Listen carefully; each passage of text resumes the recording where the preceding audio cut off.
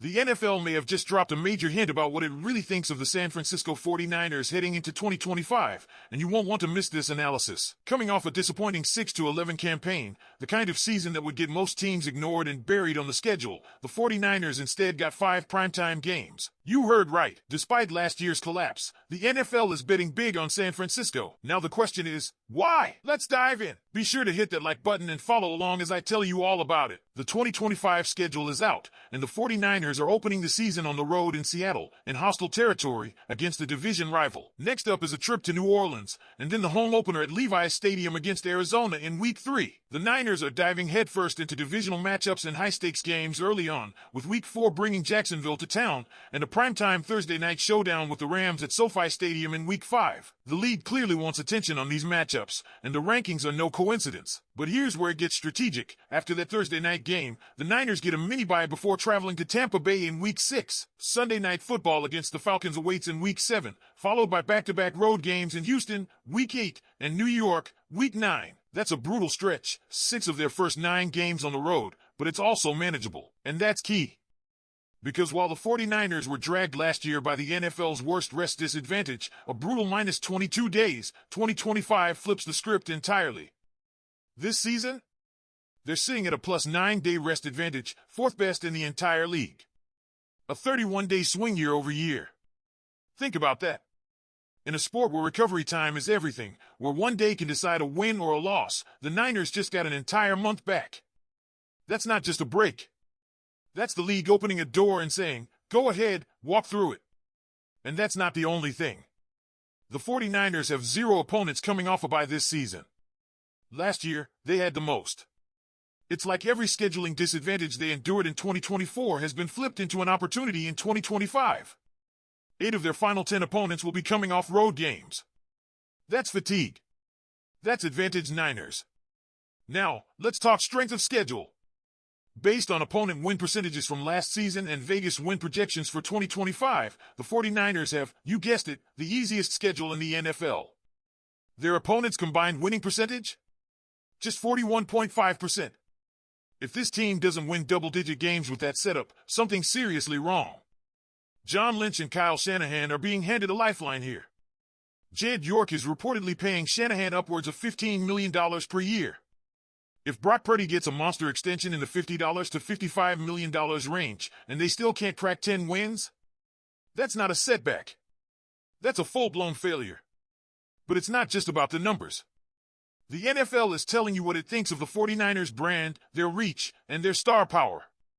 Teams like the Saints, who were just as bad if not worse, got 0 primetime games. 0. The 49ers got 5. That's not luck. That's belief. Adam Schefter, one of the most plugged-in voices in the league, said it flat out, the NFL believes in the 49ers. They set it up for San Francisco to win. Even after everything, the league expects this team to bounce back. That's not just about ratings. That's about respect. Now, rewind a bit. Remember the DJ Humphries signing? The reported one that gave fans hope the team was finally addressing its shaky offensive line depth? Well, about that, turns out, it never actually happened. His agency claimed a deal had been struck. Multiple sources, including Matt Mayako from NBC Sports Bay Area, are now confirming it was never finalized. Humphries is still a free agent. And what's even more curious, maybe even telling, is that right after the Humphries situation fizzled, the 49ers pivoted hard.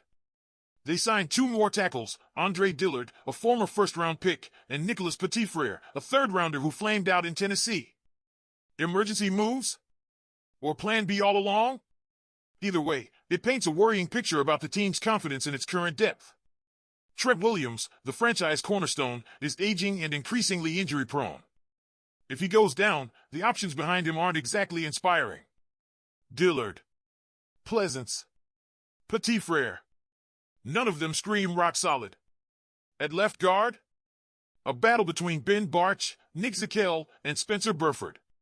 Center, Jake Brindle, Matt Hennessy, and rookie Drake Nugent. These are question marks, not answers. And that's just the offense. There's a real chance the defense could be starting up to 5 rookies in 2025. The schedule may be favorable, but this is still a young, unproven roster, one that will need time to gel. Luckily, that easier slate might give them exactly that. Before we jump into the second half of this exclusive, tell me, what do you think about the NFL's decision to schedule the 49ers for 5 primetime games after a losing season? Is it belief in the team's bounce-back potential, or just a bet on brand power? Drop your thoughts in the comments. And let's not forget the most important storyline of all, Brock Purdy. Coming off a wildly inconsistent 2024 campaign, the pressure is mounting. After stunning the league as Mr. Irrelevant and flashing elite-level poise early in his career, Purdy took a noticeable step back last season. The inconsistency, the turnovers, the inability to elevate the offense when the line faltered, it all raised eyebrows. But here's the thing, the belief inside the building hasn't wavered. Kyle Shanahan is still all in on Purdy. And with a fully healthy offseason, more stable coaching on both sides of the ball, and the softest schedule in the league, the table is set for redemption. Purdy is entering the most pivotal year of his young career. If he balls out, he gets paid big. If he falters, this franchise might be forced to start asking hard questions about its future at quarterback. And make no mistake, the Niners are built to win now. They have no time for regression. Which brings us to coaching. Shanahan, by his own standards, had the worst season of his tenure in 2024. The team was disjointed, the offensive line was a liability, and his usual creativity often looked stale. That's why the changes this offseason matter. Robert Saleh is back in the mix, a stark upgrade over Nick Sorensen as defensive coordinator. Brent Beamer, known for his old-school grit and command, takes over special teams. This staff isn't playing around. They know what's at stake. This franchise is at a crossroads. Win big in 2025, and the rebuild label never sticks. Fall short again, and a lot of things, jobs included, might be on the line. The NFL's decision to give the 49ers 5 primetime slots, an easy travel schedule, and no bye-week opponents is more than just convenience. It's pressure. It's expectation. It's the league saying, you have no excuses left. And you can feel that pressure in the way this roster is constructed. The Niners leaned heavily into youth on defense during the draft. That means development. That means early mistakes. But with a schedule this soft, there's real hope these rookies can gain experience without getting crushed. That's a luxury the 2024 team never had. There's no more room for error. The NFL gave the 49ers the runway. Now it's time for takeoff. The coaching is better. The quarterback has a full offseason. The schedule is a gift.